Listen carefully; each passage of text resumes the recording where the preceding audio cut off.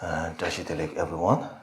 And yesterday, from the different topic, we went till the fifth topic.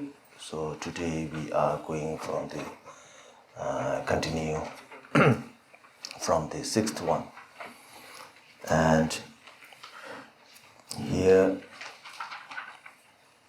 since we have already talked about impermanence, and we have no idea how long we are going to live. And even if we have idea, like if we know that we are going to live till maybe 80, 100, even if we know that, then still we don't have so much of time. Most of us have already lived almost half of our life at least. And then comparing with other beings in the six realms, our life is extremely short, especially if we compare with the God realm, or maybe the demigod realm, or even hell, or hungry ghosts. They live a very, very long life.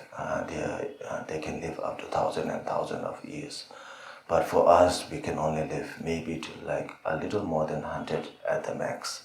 And most of us can only live up to maybe like 80, 90 or something like that.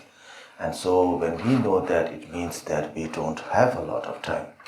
But if we try to learn everything that is in the books, we are talking only about Buddhism text. Even Buddhism, we have so many different categories, so many variations, so many different practice. And if we are thinking like, oh, first I will learn everything that is taught in Buddhism, and then only after that I will practice, then it is going to be a little impossible for us.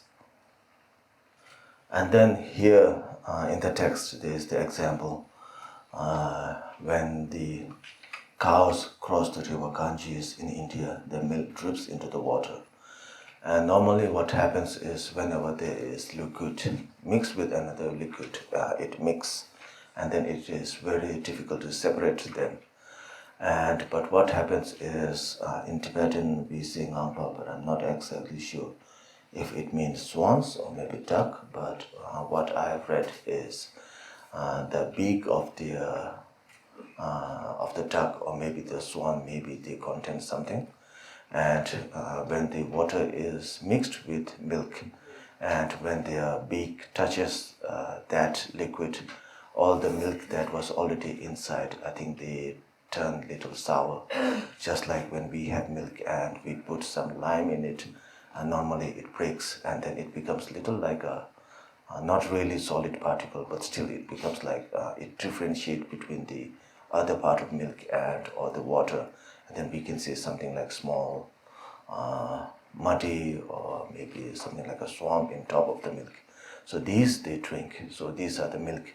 And they don't drink everything from the water Ganges, but they can only drink these milk. So just like that, even us, we have to know and we have to practice, and we just don't have enough time to practice everything.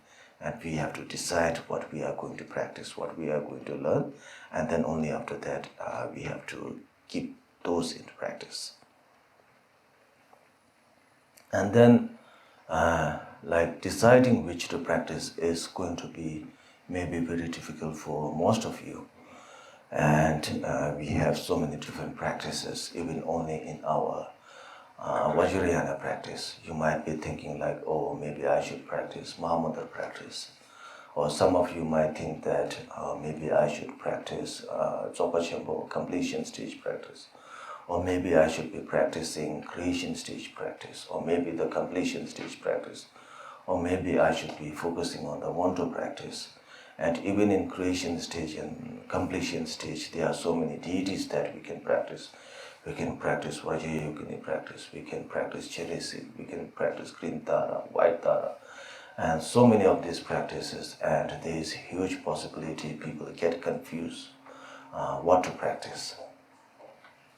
And then we also see so many people practicing one deity for maybe this year, and then after a few years they don't have enough confidence in the practice. they think that, oh, maybe I'm doing something wrong, or maybe there's not enough connection with the deity. So after 2 years, or maybe 3 years, or maybe after within a week or month, they normally change their practice. Again, they hop on to another practice.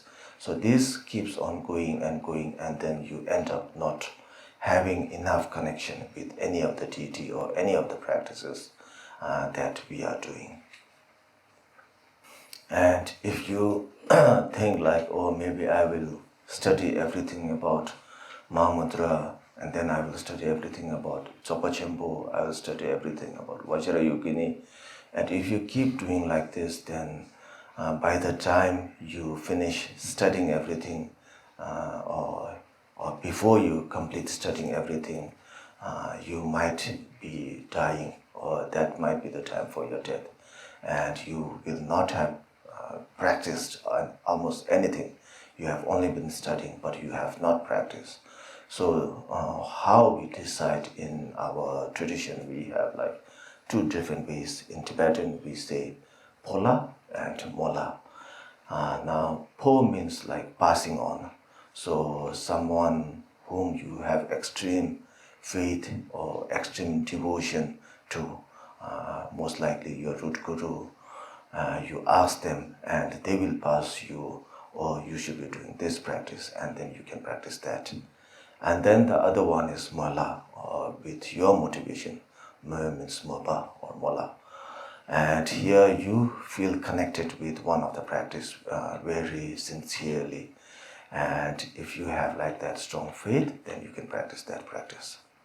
And then the easiest way to understand for this, I think, is like our profession. So most of us, like when we go to school, and maybe by the end of our high school, most of us decide what we are going to be in the future. Some of us think that maybe I'll be a doctor, or maybe a businessman, or maybe engineer, or whatever. There are so many different professions to choose. You don't learn all the profession and then you decide, oh, I'm going to be one. I will take one of the profession. You feel connected. Maybe sometimes when you are very young, sometimes maybe by the end of your high school, and some of us maybe only after completing college, university, or maybe some of us even maybe when we are like 40, 50, we might feel connected with the profession, and then we might join that profession and we'll do that. And then some of us, we are not able to decide what profession I should be taking. We get very confused. Sometimes when we study science, we think, oh, maybe I should be a scientist.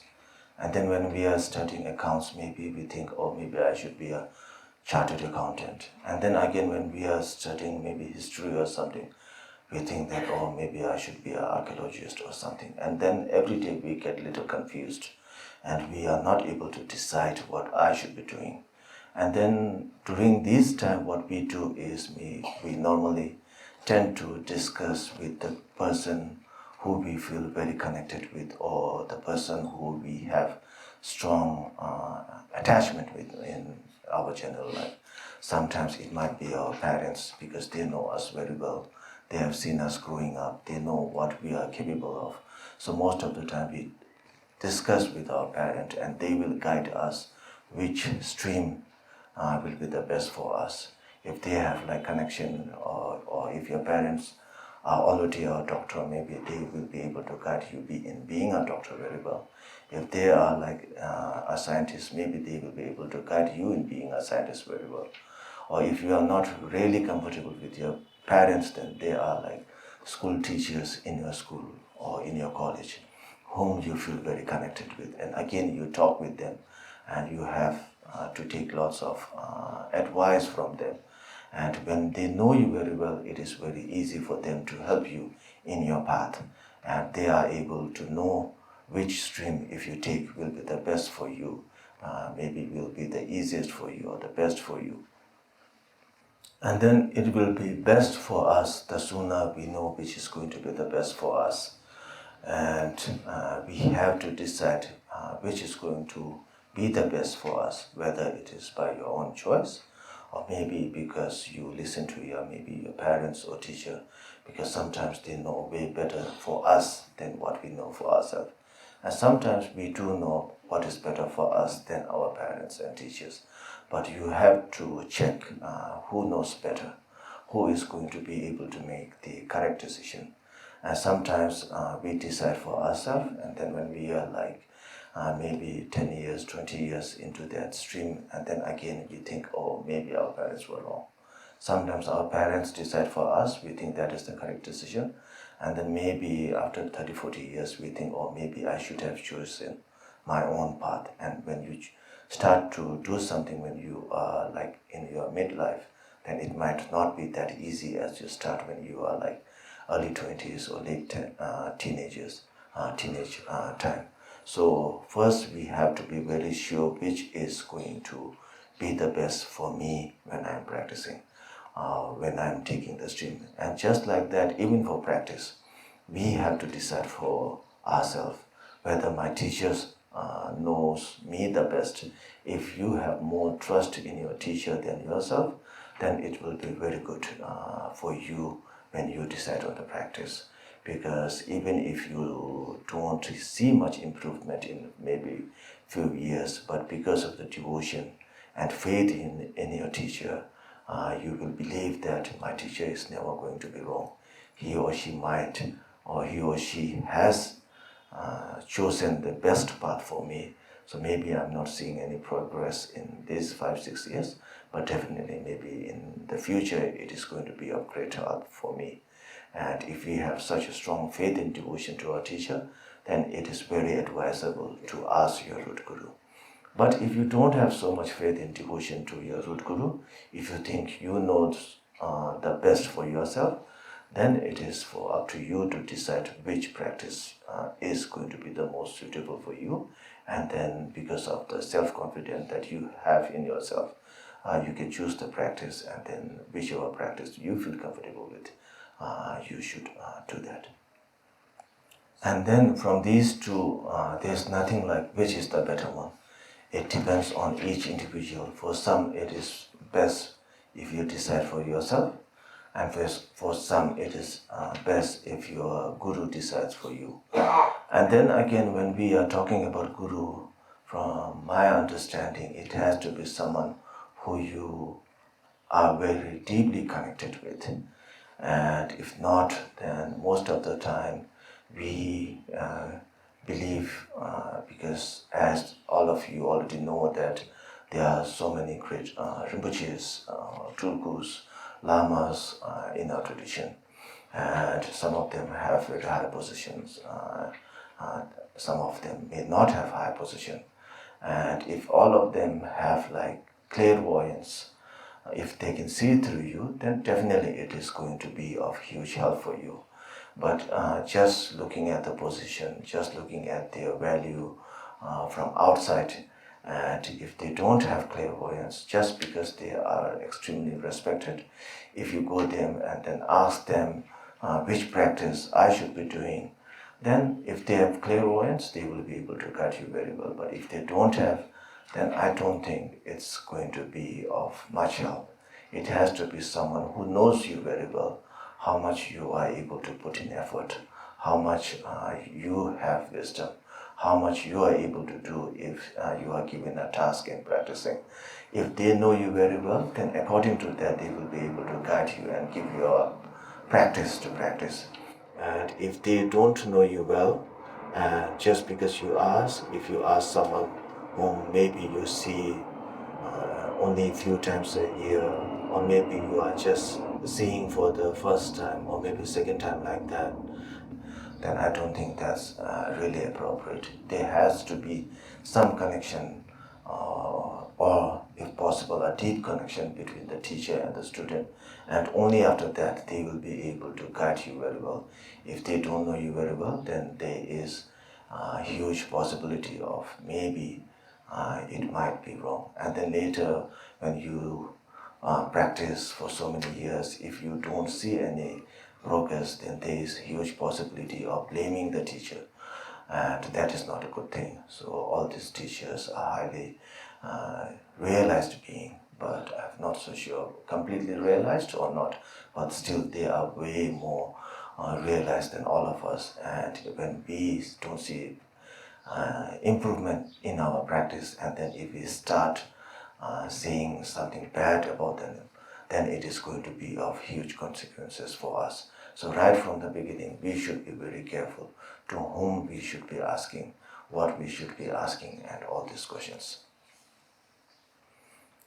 And then after that, like I said, whichever you feel confident with among these two, if you feel more confident with yourself, you decide a practice for yourself, and you receive the teachings, you receive the oral transmissions, empowerment, everything, and then you practice.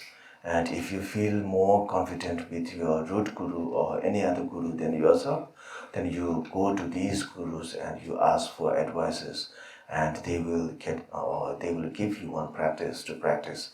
And because of your strong faith and devotion to them, you again receive the empowerment, oral transmission, teachings, everything, and then you practice. So it is up to each individual which you want to do. But before deciding, it is very important to take some time to think about it, which you find more suitable for you, whom you feel more confident with. Because some of us, we don't feel very confident with ourselves. We feel more confident with maybe our guru. And some of us, we feel more confident with ourselves. So you should take a little more time before deciding, and then after deciding, you should wholeheartedly practice whichever practice you choose. And then the seventh topic, page number 10. As for the Dharma, I'd like to share with you all individuals who have turned their mind away from this life should give up their own desires. So we'll talk on that. And here first we should give up our own desire.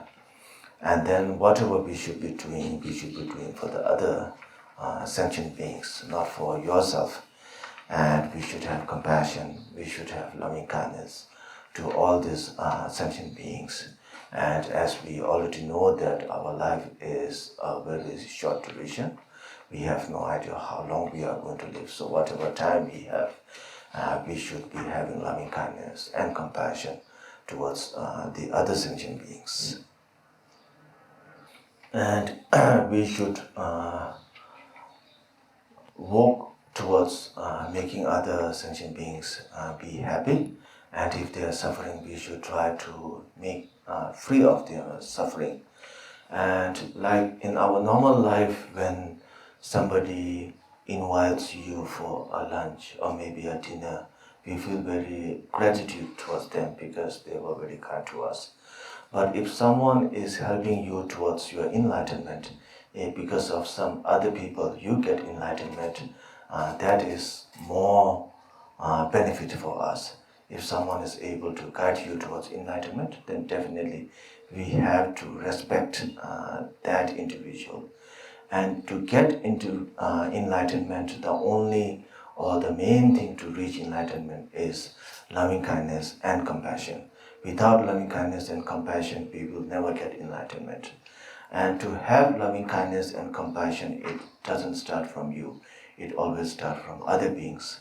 And when we have other beings, only because of that we are able to get enlightenment. If there are no other beings, then with whom we should be practicing compassion, with whom we should be practicing patience, with whom we should be practicing loving kindness. It is only because of all the other sentient beings that we get enlightenment. We think about them, then we get enlightenment. If we only think about ourselves, then we are never going to get enlightenment. And even all these great realized beings from all the history, from Gautam Buddha to Marpa, Milarepa, all these beings, they were always thinking about other beings and they were able to gain enlightenment. And all of us, we have been only thinking about ourselves most of the time, and we rarely think about for the benefit of other sentient beings. And we do things for ourselves, so we don't get enlightenment. All the other realized beings, they do things for other sentient beings, and they get enlightenment. So we have to know that only because of all the other sentient beings, because of them, only we are able to gain enlightenment. So every beings that we see, we should have compassion towards them, we should have loving kindness towards them, we should respect them, and we should have devotion towards them, because only because of them we are able to gain enlightenment. So when we know this properly, then it is very easy for us to have loving kindness and compassion towards every sentient beings. And if we don't know this properly, then we always make boundaries. Oh, these are my friends, these are my families, these are my people, my animal, or like that. And the more we make boundaries, then the further we are getting from enlightenment. And then for this, like here it is talking through the practice of Mahamudra. We have the free of fault of appearance, free of fault of emptiness, and then free of fault of non-arising. So we are not binded by the appearance. So first one, we have to know that. Of course, when we see something beautiful, we do get attached. But we have to know that it is not because of them, it is because of our mind. And first we know that it is only because of our mind that we get all this attachment, anger, jealousy and everything. Like for example, if we go to a shopping mall, it is not because of one thing. All of us may go to the same shopping mall, but all of us will have different attachment. Maybe some of us will be attached with the clothes. Some of us might be attached with the bags. Some of us might be attached with the watch. Maybe some of us will be attached by the toys. So it's not the object that is going to get its attraction from you. It's because of our mind. All of us already have like ignorant mind. So because of that, some of us get attached to watch, some of us to clothes, and it difference. Every individual has like different attachment. So nothing is bringing you in because of only of being themselves. All of us, because we already have this, and because of that we get attachment, anger, jealousy and everything. And we have to know that it is not only the appearance that is binding you towards them, it is because of our mind. So first we have to know that it is our mind, and it is only because of our mind. And we have to know that it is not the appearance that binds us, it is the attachment or the mind that binds us towards certain things. And the first one is the free of fault of appearance. So we talked about that. And then again, some of us know about emptiness. And we have to know that everything that we see, all the beings, all the things, these are all emptiness. And then when we know about emptiness, then again it is easy to get rid of all these poisons. And again, sometimes when we don't have the real understanding of emptiness, then it is again a very big problem. It is better to have like misunderstanding of the first one than the second one. Some of us, we believe that, especially when we read lots of Heart Sutra and everything, we read, or sometimes we study a lot about Mahamudra, we study that everything is emptiness, everything is mind, like that. And then even though we don't realize that, we only say to ourselves that, oh, this is empty, that is empty, everything is empty, there is no karma, there is no cause and effect, these are all emptiness.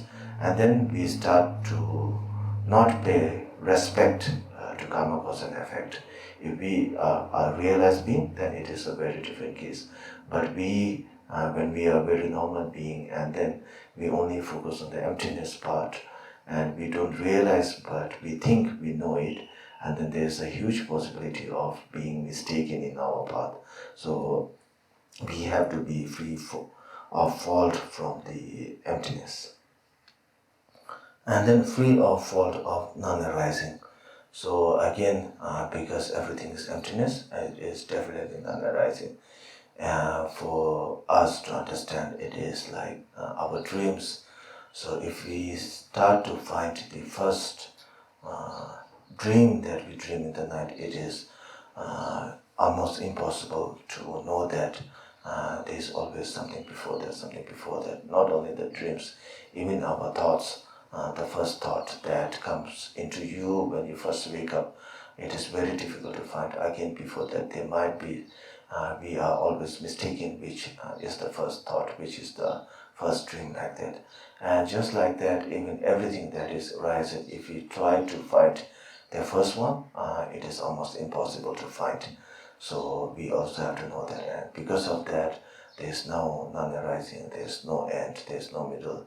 It is just all the labels that we label all these things. And then after knowing the impermanence, we have to have respect or belief in the Lama and the three jewels. And from this, again, we have to have more respect and devotion to our Guru or Lama. And because without the help of the Lama, for us, we are never able to learn about the Buddha, to learn about the Dharma, to learn about the Sangha. Obviously, when we talk, definitely Buddha is the highest position or the destination for all of us. But just because they are the destination doesn't mean they are more important to you. Someone being the richest person doesn't mean that they are more important to you. It is someone who helps you with whatever you have, whatever they have. And just like that, our Lama, because of them, we are able to understand who is Buddha, who is Dharma, who is Sangha, and what path we should be taking, what is good to do from our body, to do from our speech, to do from our mind, and what we should not be doing from our body, speech, and mind. So it is only because of the Lama that we are able to walk on the correct path. And when we walk on the correct path, then definitely we are going to gain enlightenment. And even if we talk about Buddha, we are not able to see the Buddha. He came into this world almost 2,500 years back, and we don't have the fortune to meet him or to receive teachings from him. What we have is we have our Guru, so we receive teaching from him. And not only the Buddha, all the other great masters that we read biography of, we were not fortunate enough to receive teachings from them. And the only teachings that we receive are from our Guru. So we have to pay more respect and more devotion towards our Guru than the Buddha himself. Just sometimes when we say we have to show more respect and devotion to our Guru than the Buddha, it doesn't mean that our Guru is more powerful or more in wisdom than the Buddha, but it is because they are more useful to us for our betterment in our practice. And then after having the Lama, how long we should be practicing? Just a year or maybe a few years, 10, 15 years doesn't help. We have to practice till we have get rid of the poisons from our body, speech and mind, until we feel that all the other sentient beings are more important than yourself, or at least like if not more important, then at least like all the other sentient beings are equally as important as you. Just like you want to be happy, all the other sentient beings also wants to be happy. Just like you want to be free of suffering, all the other sentient beings, whether human, bird, snakes, cows, whatever, they also want to be free of suffering. The only difference is the means of happiness is different for each individual. What I find happy, you might not find happy. What human beings find happy, maybe the animals, they have like different perception of happiness. It is just a difference in that, but we have to know that all the sentient beings, they are looking for happiness. The way they wake up in the morning, the way they carry on their daily life, what they do.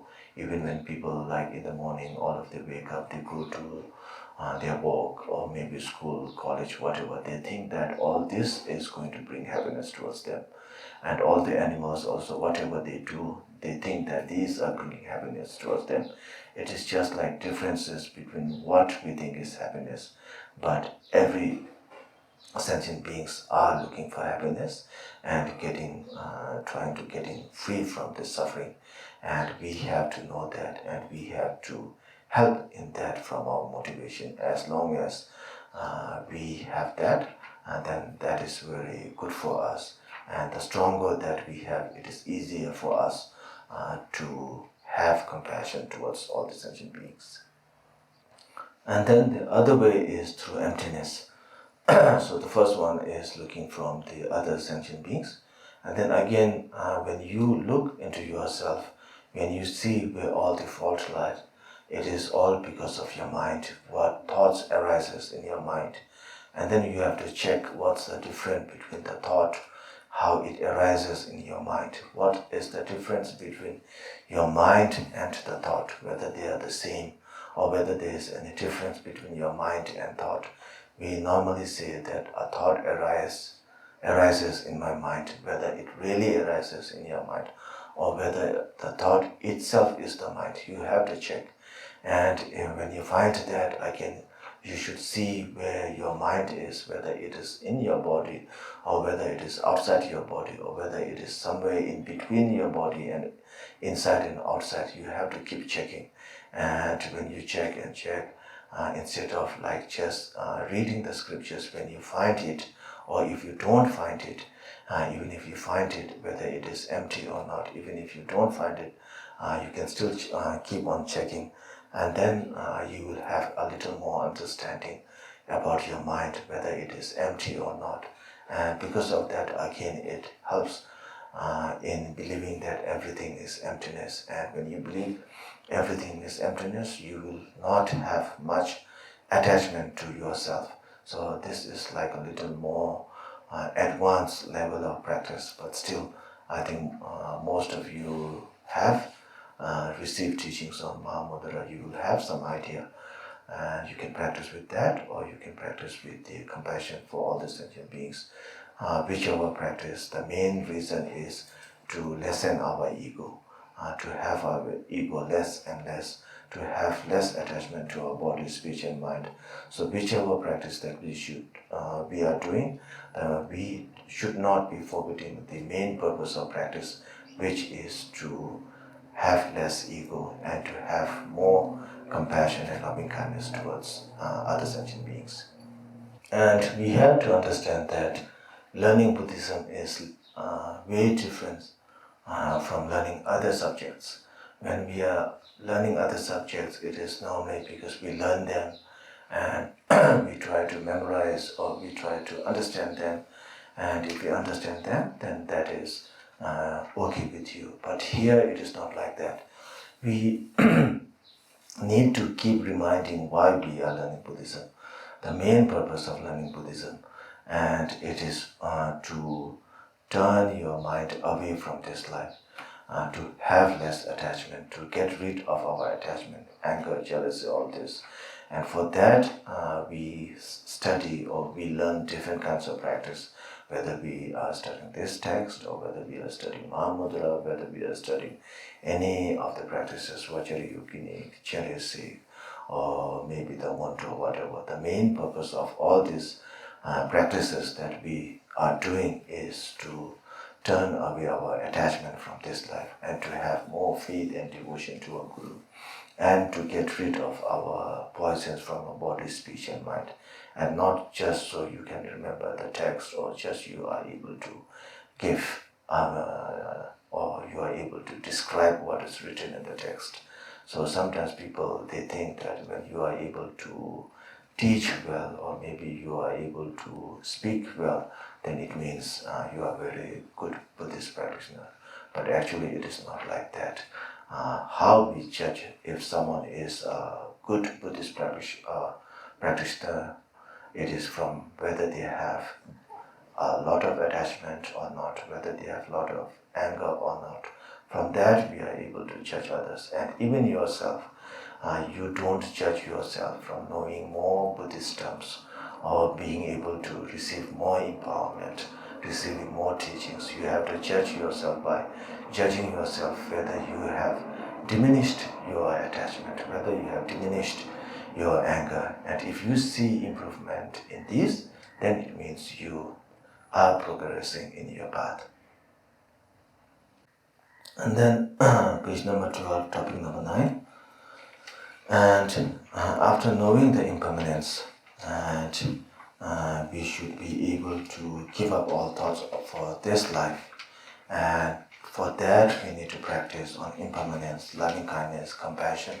And the more we practice that, the easier it is for us to get to enlightenment. And the more we practice that, we are also able to see the result of this. We can see it within ourselves. And some other time, or most of the time, even other people are able to see it in you, the improvement in your practice. When you have less attachment, what you do, when you have less anger, what you do, they are also able to see them. Sometimes maybe because of their ignorance, maybe they are not able to see them, but most of the time, people do see changes in you when your practices are going well, when you have minimized your 3 poisons, when you have minimized your attachment, anger, jealousy, pride, all this. And if you see this progress in you, then it means your practices are going very well.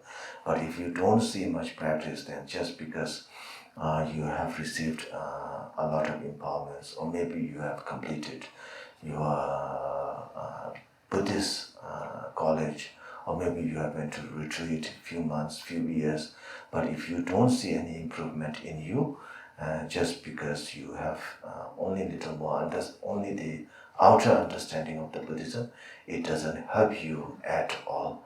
So you have to see changes from within yourself, not the outer appearance, but from your inner self has to be changed.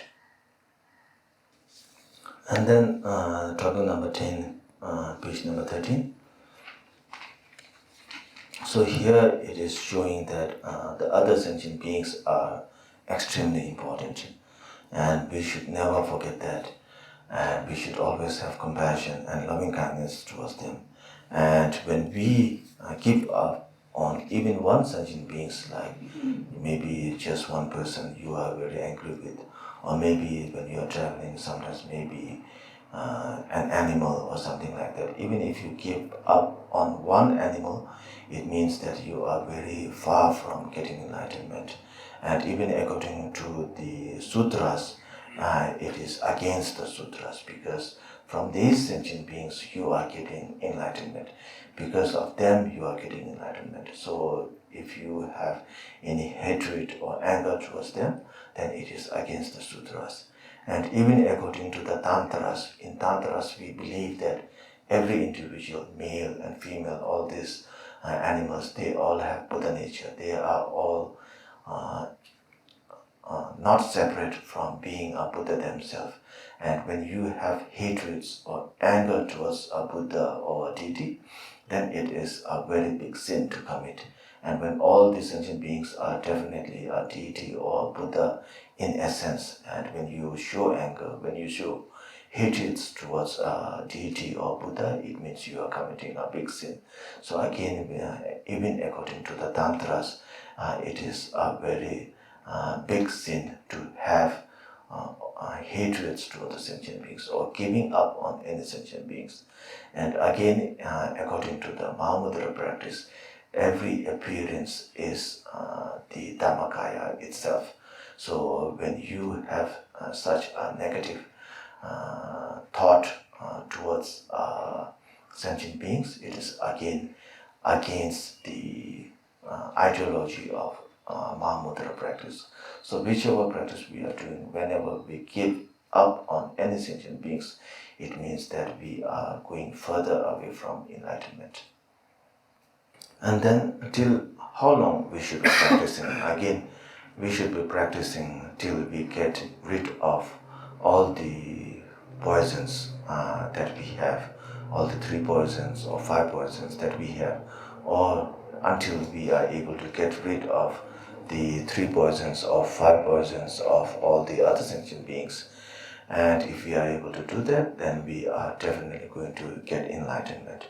And most of the time, people sometimes get confused that how come when we are doing so many things for other sentient beings, how is it going to help us? Because these days most people think that only when you think about yourself, when you do something for yourself, then it is going to help you. When you help others, it is only going to help others, it is not going to help you. So this, I think, is a very normal thinking that most of the people have. And for example, what I can give is like for when I was studying, in Namo Buddha.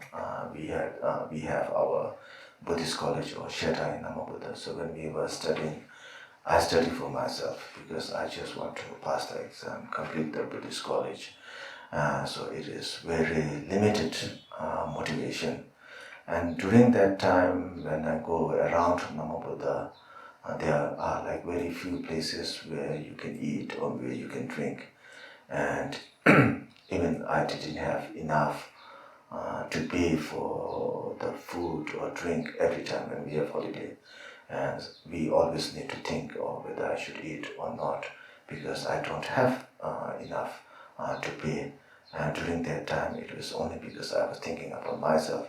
And whenever I go to eat, I had to think quite a lot. And now, obviously, I'm a little more I'm not like before. I have like little enough to pay for the food at least. But what happened is now, since after completion of my studies, I am able to give not much back to the monastery, but I am able to give little of something that I have back to the monastery. And even I am able to afford at least some meals during my holiday.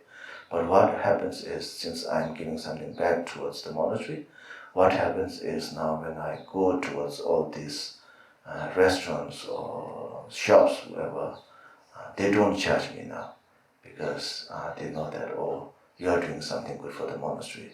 When you have money, but when you do something for others, everybody respects you or shows love, compassion towards you. Now, even when you have something to pay back, when I go to eat or when I have some tea, coffee around the monastery, almost all of them, they are very happy that we come there, and they will almost never take any money from me or some of the senior monks because they know what we are doing, what we are giving back to the community. And since again my giving is very limited, it is only for the Thrangu community. So what I'm getting back is also only from the community that is around the Thrangu monasteries. If I'm able to give it back to more, like the whole country of Nepal, then definitely will. If I travel everywhere in Nepal, then they will also do that. If I'm able to do that to the whole world, then I think again the whole world will conspire to help me. So because of our motivation is only, for now, it's only Thrangu Monastery, only around them, they are giving without my expectation. They are still giving me in their own ways. So I think if we have our motivation much broader, if it is not only very limited, I think it is definitely going to get us to enlightenment. The more we have motivation, the bigger our motivation is, it is easier for us to get enlightenment. Yeah, we stop here for today.